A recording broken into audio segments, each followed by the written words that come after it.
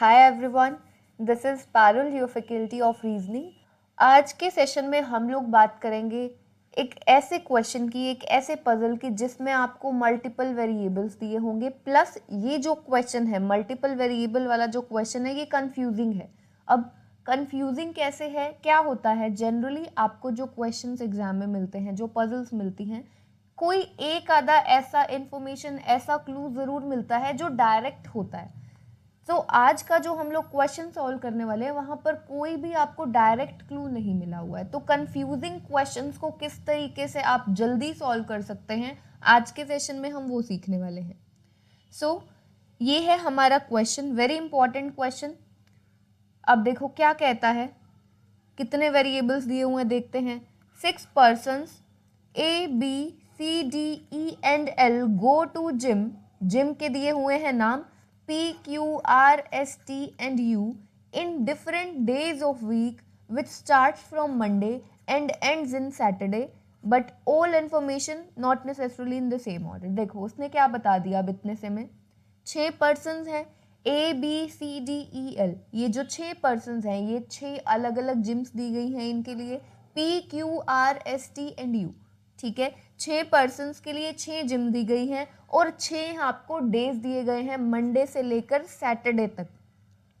ये 6 लोग इन 6 दिनों में जाते हैं और इनकी रिस्पेक्टिवली कोई जिम है, यानी कि अगर मान लो ए जो है वो क्यू जिम में जाता है, किसी एक पर्टिकुलर डे को जाता होगा, फिर बी जो है वो किसी और आर जिम में जाता है, किसी और डे को जाता होगा, तो इस तरीके से। ठीक है, तो ये हमारे पास वेरिएबल्स दिए हैं, उसने पर्सन्स दे दिए, जिम के नाम दे दिए और डेज के नाम दे दिए। ठीक है, अब देखो आगे क्या कहता है। A goes to gym before B, who goes to gym R. अब उसने क्या किया है, आपको क्वेश्चन में डेटा देना स्टार्ट कर दिया है। तो सबसे पहले हम लोग क्या करते हैं, मंडे टू सैटरडे नोट करते हैं हमारे। ठीक है, मंडे है, Tuesday, Wednesday, Thursday, Friday and Saturday.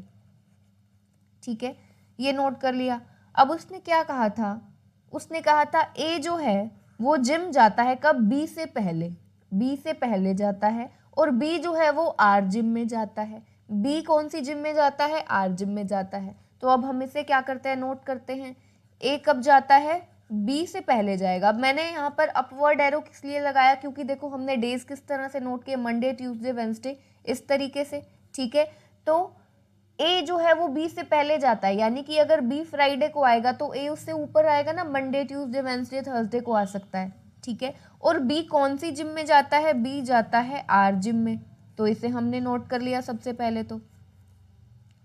ठीक है, आगे देखो, कहता है B does not go immediately after A. B जो है वो ए के जस्ट बाद में नहीं जाता है, बी जो है वो ए के जस्ट बाद में नहीं जाता है। अब इसका मतलब एक समझो, ए जो है वो बी से पहले जाएगा, यानी कि ऊपर आएगा। अगर हम अपने अरेंजमेंट की बात करते हैं तो ए जो है वो बी से ऊपर आएगा। अब ए के जस्ट बाद में बी नहीं जाएगा, दैट मीन्स ए और बी के बीच में कोई ना कोई पर्सन तो आएगा, और कितने भी आ सकते हैं अभी पता नहीं है। उसने कहा है कि ए के बाद में बी, पर जस्ट बाद में नहीं। इसका मतलब है कि कम से कम भी ए और बी के बीच में एक पर्सन तो होगा, क्योंकि 0 पर्सन्स तो हो नहीं सकते, क्योंकि इमीडिएटली बाद में तो बी जाता नहीं है ए के।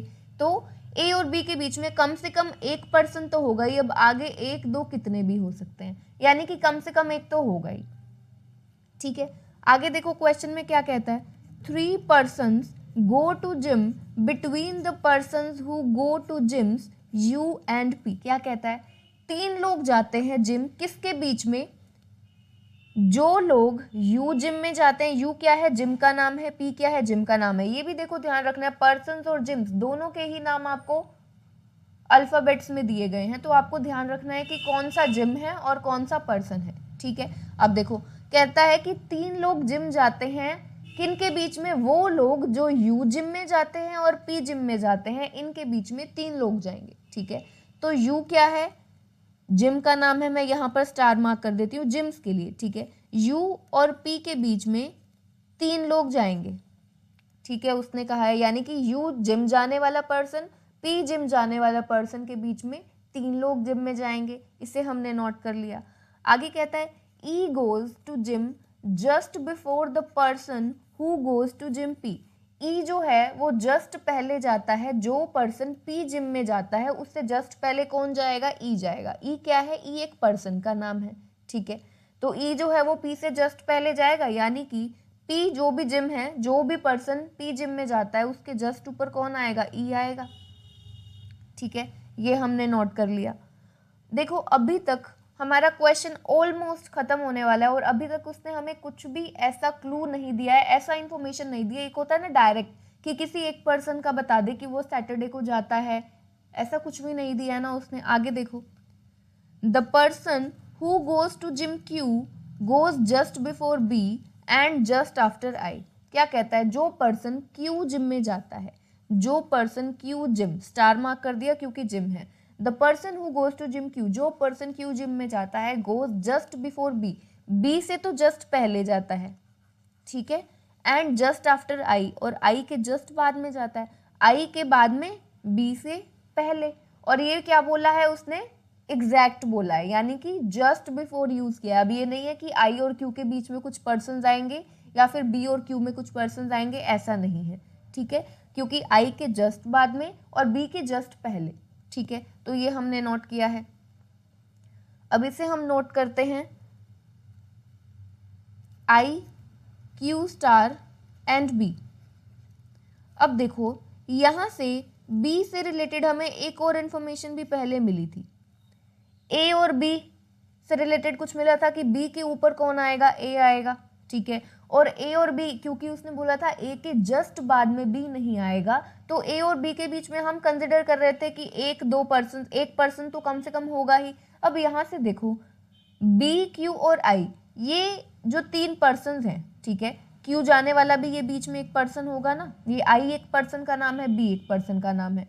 तो यहां से क्या समझ में आया कि बी और आई के बीच में एक पर्सन है और बी के ऊपर आई है, बी और आई के बीच में एक पर्सन। अब ये तो फिक्स्ड हो गया ना ये वाली इंफॉर्मेशन, क्योंकि ये एग्जैक्ट है। उसने कहा है कि आई के जस्ट नीचे क्यू, क्यू के जस्ट नीचे बी, ठीक है, ये बात हो गई। तो अब बी और आई के बीच में ये एक पर्सन आएगा, ये जो भी होगा क्यू जाने वाला। आई और बी के बीच में एक पर्सन और बी के ऊपर आई है, तो हम यहां पर जो कंसिडर कर रहे थे कि बी के ऊपर ए है और उनके बीच में अब एक पर्सन तो होगा नहीं, कम से कम 2 होंगे, यानी कि अब ये कैंसिल हो गया। क्यों, क्योंकि बी और आई के बीच में बी के ऊपर एक छोड़कर तो आई आएगा, तो बी के ऊपर एक छोड़कर ए तो नहीं आ सकता ना। ये तो क्योंकि कैसे इंफॉर्मेशन है, जो डायरेक्ट, जो हमें उसने क्या दिया है, एग्जैक्ट एक इंफॉर्मेशन दिया है कि यही होगा, आई के जस्ट नीचे क्यू, क्यू के जस्ट नीचे बी। तो बी के जस्ट ऊपर ए था नहीं, तो हमने सोचा कि बी और ए के बीच में एक का गैप होगा। एक का गैप अब हो नहीं सकता क्योंकि बी और आई के बीच में एक का गैप है, और बी के ऊपर आई है, बी के ऊपर ए है, तो यानी कि कम से कम ए और बी के बीच में 2 का गैप है, ठीक है, कम से कम ए और बी के बीच में। अब मैं देखो यहाँ पर ये चीज क्यों कर रही हूँ, 1 और 2 ये गैप्स इसलिए निकाल रही हूँ क्योंकि देखो अभी तक उसने कुछ एग्जैक्ट नहीं दिया है, हमें नहीं दिया ना कि कौन सा पर्सन कब जाता है। तो हम लोग ये कोशिश कर रहे हैं कि मैक्सिमम जो एक्सपैंड, क्या बोलते हैं, जैसे कि अगर कोई एक पर्सन और दो पर्सन के बीच में गैप जहां पर मैक्सिमम दिया होगा ना, वहां से क्वेश्चन को सोल्व करने में आसानी हो जाएगी, ठीक है। क्योंकि देखो ये हमारे पास 6 डेज हैं, 6 डेज है ना, तो 6 डेज में अब क्योंकि उसने अभी तक एग्जैक्ट इन्फॉर्मेशन यानी कि मंडे ट्यूसडे ऐसा कुछ बताया नहीं है किसी भी पर्सन का, डायरेक्ट इन्फॉर्मेशन हमें नहीं मिला है, हमें क्वेश्चन को खुद से क्या करना पड़ेगा, केसेस बनाने पड़ेंगे। तो हम लोग कहाँ से उठाएंगे, जहां पर हमें वो गैप क्या देगा, मैक्सिमम देगा, ठीक है, वहां से क्वेश्चन को सॉल्व करेंगे। अब देखो आगे क्या कहता है, the person who goes to gym S goes before C and after L. जो पर्सन एस जिम में जाता है वो सी से पहले जाता है, एस जिम में जो जाता है सी से तो पहले जाएगा, ठीक है, और एल के बाद में जाएगा। तो ये कैसा हुआ, एल, एस स्टार एंड सी, ठीक है, ये कैसा हुआ है, ये जो है ये एग्जैक्ट नहीं है, एग्जैक्ट यानी कि एल के कहीं नीचे एस स्टार आएगा, एस के कहीं नीचे सी आएगा, ठीक है। जैसे आई और बी का एग्जैक्ट था ना कि आई के जस्ट नीचे क्यू, क्यू के जस्ट नीचे बी, इसीलिए हमने यहाँ पर 1 मेंशन कर दिया कि यहाँ पर एक पर्सन ही आएगा, ठीक है। अब देखो क्वेश्चन हम पूरा नोट कर चुके हैं, पूरा क्वेश्चन पढ़ चुके हैं। अब क्वेश्चन को स्टार्ट कहाँ से करना है, देखो अब हमें देखना है, क्योंकि हमें एग्जैक्ट इन्फॉर्मेशन तो कुछ पता नहीं है इन डेज से रिलेटेड, तो हम लोग क्या करेंगे, जो मैक्सिमम गैप कहाँ पर दिया हुआ है, यू और पी के बीच में दिया हुआ है, मैक्सिमम गैप दिया हुआ है यू और पी के बीच में। तो अब देखो यू और पी से रिलेटेड एक और इन्फॉर्मेशन सिर्फ और सिर्फ ई की है, यानी कि पी के ऊपर ई आएगा, ठीक है। जो पर्सन पी जिम में जाता है उसके जस्ट ऊपर ई आएगा। अब इसके अलावा हमारे पास और कोई इन्फॉर्मेशन है नहीं, पर क्वेश्चन को यहाँ से सॉल्व करना बेहतर होगा, क्वेश्चन को यहाँ से सॉल्व करना बेहतर होगा। अब देखो अगर हम ये सोचते हैं कि हम इस क्वेश्चन को यहाँ से स्टार्ट कर लें, ए बी आर, देखो यहाँ पर बी से रिलेटेड इन्फॉर्मेशन है, यहाँ से भी बी से रिलेटेड इन्फॉर्मेशन है, नो डाउट कहीं से भी कर सकते हो, जैसा कन्वीनियंट लगता है क्या होना चाहिए। बट देखो फायदा कहाँ से होता है क्वेश्चन को, हमेशा जहाँ से आप मैक्सिमम रीच बना सकते हो अपनी, ठीक है। अब जैसे कि अगर यहाँ से क्वेश्चन को स्टार्ट करोगे ना, तो यहाँ से जो केसेस हैं वो कम बनेंगे, क्योंकि ये मैक्सिमम है, यू और पी के बीच में 3 लोग हैं। अब देखो इसका मतलब कैसे है, देखो अब पी जो है, पी स्टार यानी कि पी जिम जाने वाला पर्सन जो है, उसको क्या मैं मंडे को बना सकती हूँ? नहीं बना सकती, ठीक है। क्यों नहीं बना सकती? क्योंकि पी के जस्ट ऊपर कौन? ई आएगा। पी के जस्ट ऊपर कौन आएगा? ई आएगा। तो पी को मैं मंडे को नहीं बना सकती हूँ, तो मैं पी को यहाँ पर नोट कर सकती हूँ। केसेस तो बनाने पड़ेंगे, ठीक है। तो पी क्या है? जिम का नाम है। पी के जस्ट ऊपर पर्सन कौन सा है? ई है। और पी और यू के बीच में 3, 1 2 3, तो यू स्टार यहाँ पर आ गया। अब मैंने ऐसा इसीलिए किया, देखो इसका फायदा क्या हुआ, मैक्सिमम कवर हो गया यहाँ पर, ठीक है। अब और केस क्या बन सकता है, पी अब आया ट्यूसडे को, पी को क्या हम वेंसडे को डाल सकते हैं? वेंसडे को अगर पी आएगा, देखो तो पी और यू के बीच में गैप कितना है? 3 का, तो 3 का गैप तो ना नीचे आ सकता है ना ऊपर आ सकता है, यानी कि वेंसडे को भी पी नहीं आ सकता है, ठीक है। अब देखो थर्सडे को क्या पी आ सकता है? अगेन थर्सडे को भी पी नहीं आ सकता है, क्यों? क्योंकि अगर यहाँ पर पी बनाओगे तो आगे 3 का गैप ना ऊपर है ना नीचे है, ठीक है। फिर देखो फ्राइडे, फ्राइडे को पी बना सकते हो? यस बना सकते हो। यहाँ पर पी स्टार आएगा, 3 का गैप 1 2 3, यहाँ पर आ जाएगा यू स्टार। और पी के जस्ट ऊपर कौन है? देखो पी के जस्ट ऊपर कौन है? ई पर्सन जाता है जिम में, तो यहाँ पर आ जाएगा ई। अब एक केस बचता है, क्या पी सैटरडे को आ सकता है? यस आ सकता है। यहाँ पर पी आएगा तो 1 2 3 का गैप यू स्टार आ जाएगा यहाँ पर, और पी के जस्ट ऊपर ई पर्सन जाता है। तो ये 3 केसेस बन गए हैं हमारे पास, ठीक है। अब ये 3 केसेस जो हैं ये हमारे पास बन चुके हैं। अब इसके बाद क्वेश्चन को कहाँ से उठाए? अब आपने एक बार देखो, ऐसे क्वेश्चंस को करने के लिए क्या करो, एक बार देखो कि मैक्सिमम वाले को आपने पुट कर दिया, जैसे यू और पी को पुट किया। अब उसके बाद में देखो इंटरकनेक्टेड डेटा कहाँ पर है? बी आर बी, बी और बी, ये वाला इंफॉर्मेशन और एक ये वाला इंफॉर्मेशन, ये इंटरकनेक्टेड है। अब हम इसको जाएंगे, ठीक है। अब देखो अब यहां पर हम कैसे सॉल्व कर सकते हैं? देखो बी और आर, ये पूरा का पूरा हमें एक कॉम्बिनेशन पता है। बी पर्सन का नाम है, आर उसकी जिम है, बी जो है वो आर जिम में जाता है। तो यानी कि अब हमें बी आर के लिए कैसे प्लेसेस चाहिए? बी आर के लिए ऐसे प्लेसेस चाहिए हैं हमें, यानी कि पूरा का पूरा वैकेंट हो, एक डे, यानी कि एक ऐसा डे जो पूरा का पूरा वैकेंट हो, जहां पर पर्सन भी ना दिया हो, उसका जिम भी ना दिया हो। तो ये अगर हमारा फर्स्ट केस है, considering this as second and third, ठीक है। तो अब देखो बी आर वेंसडे को आ सकता है, यहाँ पर आ सकता है। अब हमको कैसे देखना है? अपने दिमाग में ही इन चीज़ों को कैंसिल करना है। बी आर जो है ना, ठीक है, यहाँ पर भी आर आएगा, बी आर, तो बी को ऊपर एक छोड़कर आई आएगा, ठीक है। बी आर के जस्ट ऊपर क्यू आना चाहिए। देखो अगर आपने बी आर को यहाँ पर पुट किया, उसके जस्ट ऊपर क्यू तो आ ही नहीं सकता, आर के जस्ट ऊपर क्यू आना चाहिए, तो बी आर यानी कि यहाँ पर कैंसिल हो गया, यहाँ पर आ नहीं सकता है।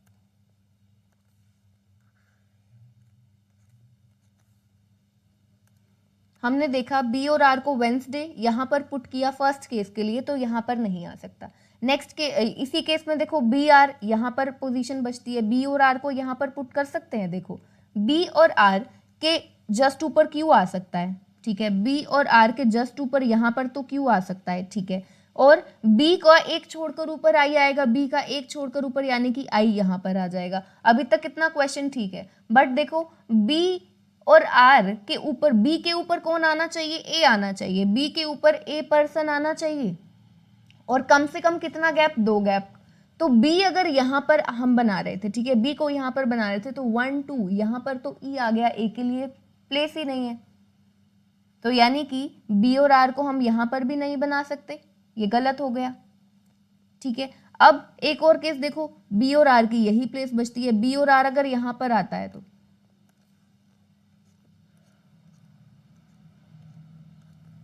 बी और आर अगर यहां पर आता है तो बी के ऊपर आई आना चाहिए एक छोड़कर, तो आई यहां पर आ जाएगा। बी आर को यहां पर बनाया तो आई यहां पर आ जाएगा। तो बी और ए के बीच में कितना गैप, कम से कम 2 का, तो बी 1 2 2 का ही गैप बनता है, उसके ऊपर ई है, तो यानी कि यहां पर ए आ सकता है। तो यानी कि अभी इतना क्वेश्चन, यानी कि बी को हम यहां पर प्लेस कर सकते हैं। फर्स्ट केस में बी यहां पर आएगा, आर यहां पर आएगा, आर के जस्ट ऊपर कौन आएगा, क्यू आएगा, स्टार मार्क कर दिया क्योंकि ये जिम्स के नाम है। एक छोड़कर यहां पर आएगा आई, और यहां पर किसने आना था, ए ने आना था। ठीक है, अब हो गया बी और ए के बीच में 2 का गैप हो गया, बी और आई के बीच में 1 का गैप हो गया। ठीक है, अब देखो, अब फर्स्ट केस में हमारी एक ही कंडीशन बचती है, कौन सी, एल एस और सी। एल क्या है, पर्सन का नाम है, सी एक पर्सन का नाम है, उनके बीच में एस जिम आनी चाहिए। तो यानी कि अब एल तो यहां पर आ सकता है, सी यहां पर आ सकता है, एल के नीचे सी आना है, पर एल और सी के बीच में एस तो नहीं आया, यानी कि फर्स्ट केस तो हमारा हो गया गलत, गलत हो गया। सेकंड केस देखते हैं। अब हमको स्टार्ट कहाँ से करना है, बी से ही स्टार्ट करना है। ठीक है, बी से ही स्टार्ट करना है। तो अब देखो, बी और आर को सेकंड केस में बी और आर को क्या यहाँ पर प्लेस कर सकते हैं, बिल्कुल भी नहीं कर सकते। आर के जस्ट ऊपर क्यू स्टार है, अगर आर यहाँ पर आएगा तो उसके ऊपर क्यू स्टार आएगा नहीं। ठीक है, अगेन बी को हम यहाँ पर भी प्लेस नहीं कर सकते, क्यों, बी और आर को जब हम यहाँ पर प्लेस करेंगे तो बी का एक छोड़कर ऊपर आई आएगा, यानी कि अगर बी यहाँ पर आया तो एक छोड़कर आई तो यहाँ पर आ जाएगा, पर बी के ऊपर ए भी तो आना चाहिए। तो अगर बी को आपने यहाँ पर बना लिया तो ए के लिए तो प्लेस ही नहीं बचा, यानी कि बी और आर यहाँ पर भी नहीं आ सकते हैं। तो बी और आर के लिए ये पोजीशन भी कैंसिल हो गई। अब एक ही पोजीशन बचती है सेकंड केस में, कौन सी, ये नीचे। बी और आर फिर यहाँ पर ही आ सकते हैं, इसके अलावा और कहीं नहीं आएंगे।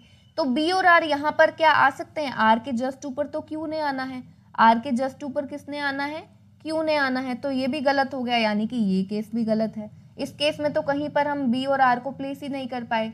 तो अब अकेला जो हमारा केस बचता है थर्ड, वही करेक्ट होने वाला है। ठीक है, वही हमारा केस जो है करेक्ट होने वाला है। अब देखो, बी और आर को हम यहाँ पर तो प्लेस, मंडे को बी और आर नहीं जा सकते, क्योंकि बी और आर के ऊपर आई भी जाएगा, ए भी जाएगा, प्लेस नहीं है। ठीक है, अगर यहाँ पर देखें तो यहाँ पर भी अगेन बी और आर नहीं जा सकते, क्योंकि बी के ऊपर अगर यहाँ पर बी और आर बनाते हैं, उसके ऊपर आई तो यहाँ पर आ जाएगा, बी के ऊपर आई इस पोजीशन पर, ए नहीं आ पाएगा अगेन। ठीक है, तो यहाँ पर हम नहीं प्लेस कर सकते हैं। अब इसके अलावा एक ही पोजीशन बच रही है हमारे पास बी के लिए। हमने यहाँ पर देखा, यहाँ पर नहीं आ सकता, यहाँ पर नहीं, अब अकेला यही बचता है जो कंप्लीटली वैकेंट है, तो बी यहीं पर जाएगा, और यही केस अब हमारा करेक्ट है, क्योंकि पहला भी गलत हो गया, सेकंड भी गलत हो गया। बी आर यहाँ पर आया, आर के जस्ट ऊपर देखो कौन आएगा, क्यू स्टार, आर के जस्ट ऊपर क्यू जिम जाने वाला पर्सन, बी एक छोड़कर आई यहाँ पर आएगा, और बी और ए, बी के ऊपर आएगा ए, बी के ऊपर आएगा ए, तो बी के ऊपर ए यहाँ पर आएगा। अब देखो, क्योंकि बी और ए के बीच में कम से कम 2 का गैप होना चाहिए, तो 1 2 ए यहाँ पर आ गया। ठीक है, ये बन चुका है, इसे भी हम बना चुके हैं, इसे भी हम बना चुके हैं। अब बचता है एल एस और सी। ठीक है, एल एस और सी, तो एल के नीचे कौन जाता है, सी जाता है, एल के नीचे सी जाता है। अब एल और सी के बीच में एस स्टार आना चाहिए, तो एस स्टार के लिए पोजीशन भी बचती है, जगह बचती है, तो यहाँ पर आ गया। एल के कहीं नीचे एस जाने वाला पर्सन, एस जिम जाने वाला, और एस के कहीं नीचे सी आएगा, हो गया है हमारा। अब देखो कौन सा यहाँ पर जिम बचता है, पी हो चुका है, Q R S T gym बचता है, तो टी आ जाएगा यहाँ पर, यानी कि जो ए है वो कौन सी जिम में जाता है, टी जिम में जाता है। अब वो आपसे कुछ भी पूछे कि आई कौन से दिन को जाता है, एल कौन से दिन को जाता है, और कौन सी जिम में जाता है, आप कोई भी क्वेश्चन बता सकते हैं। थोड़ा सा कंफ्यूजिंग था, क्योंकि यहाँ पर केसेस ज्यादा बने थे, हमें डायरेक्ट इन्फॉर्मेशन डेज से रिलेटेड, इन डेज से रिलेटेड कोई भी डायरेक्ट इन्फॉर्मेशन देखो हमें यहाँ पर मिला नहीं था। ठीक है, तो चलिए कुछ क्वेश्चन सॉल्व करते हैं। ये दोनों केसेस हमारे गलत थे।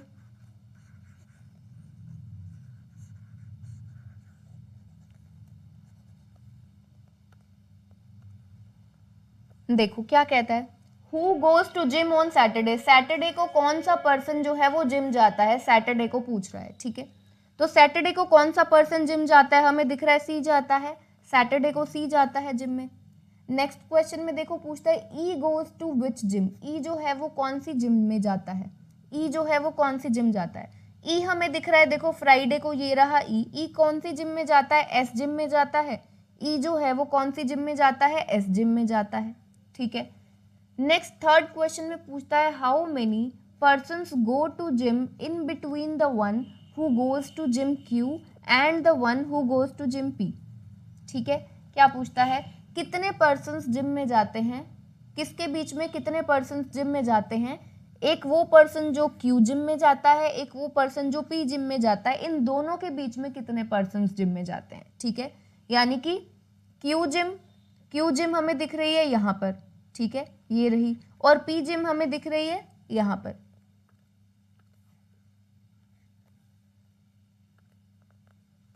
क्यू जिम है यहाँ पर, पी जिम है यहाँ पर, तो क्यू जिम और पी जिम के बीच में कितने लोग जा रहे हैं, बी और ई, ये दो लोग जा रहे हैं।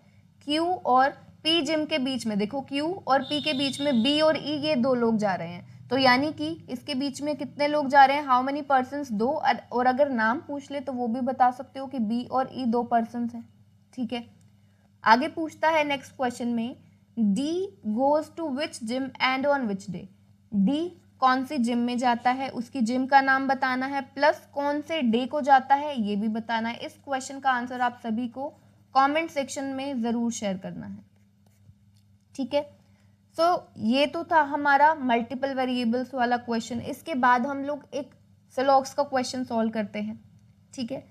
क्या कहता है, स्टेटमेंट्स दी हैं उसने, only a few TRC, representation only a few का मैं पहले बहुत बार बता चुकी हूँ, सम और सम नोट दोनों ही तरीकों से होता है ओनली अ फ्यू का, ठीक है। तो ओनली अ फ्यू TRC का मतलब है सम TRC, ठीक है, and some T are not C। आगे पूछता है ओनली C इज O, नेक्स्ट में बोलता है ओनली C इज O। अब ओनली C इज O का मैंने आपको पहले बताया है कि इसका रिप्रेजेंटेशन कैसे होता है, all O is C, representation होगा ऐसे, ठीक है। यहां पर आ गया पूरा का पूरा O,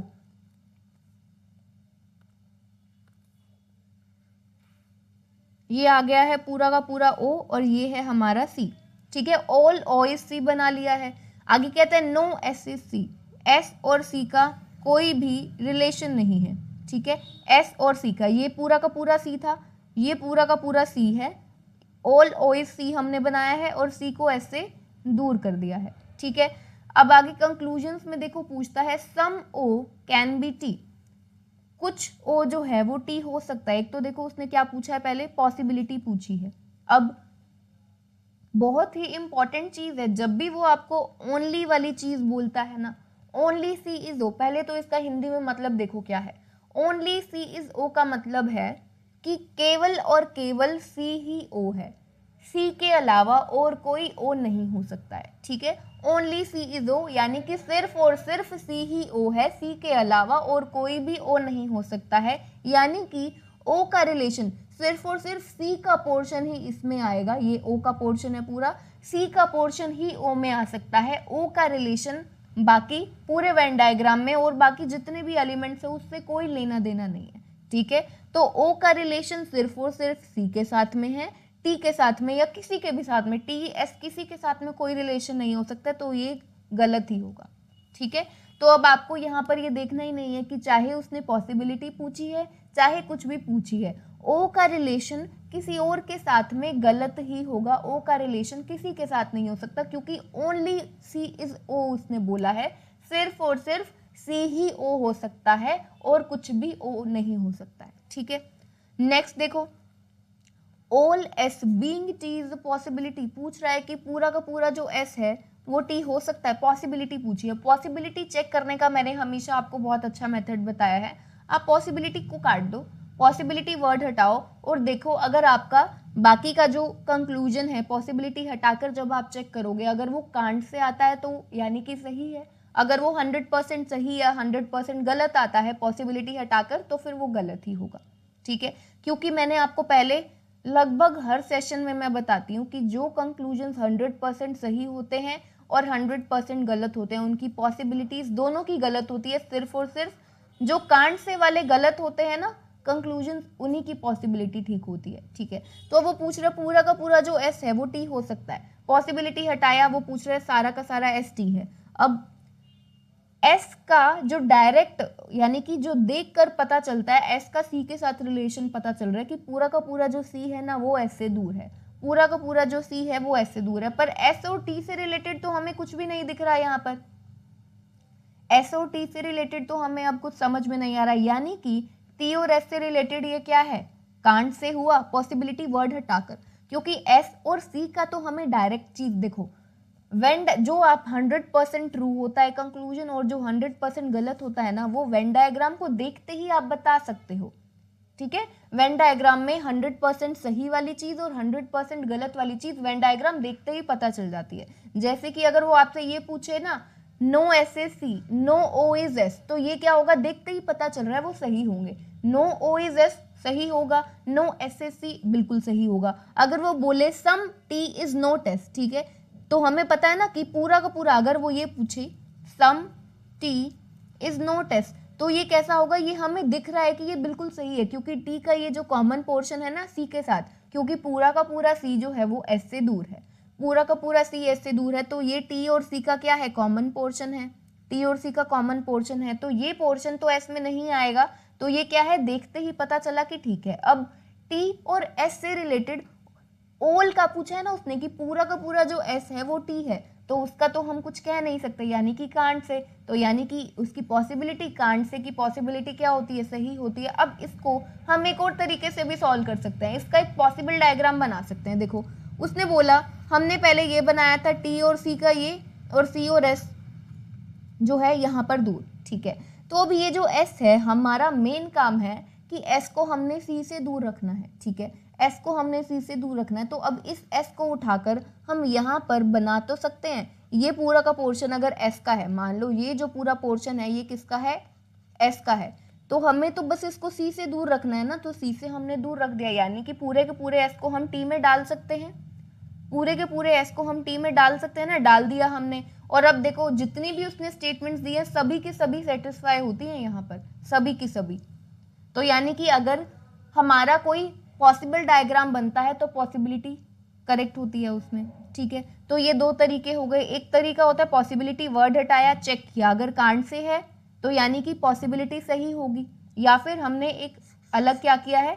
वेन डायग्राम बना दिया है, पॉसिबल डायग्राम बना दिया है। अब आगे पूछते हैं some C can be S, पूछता है some C can be S,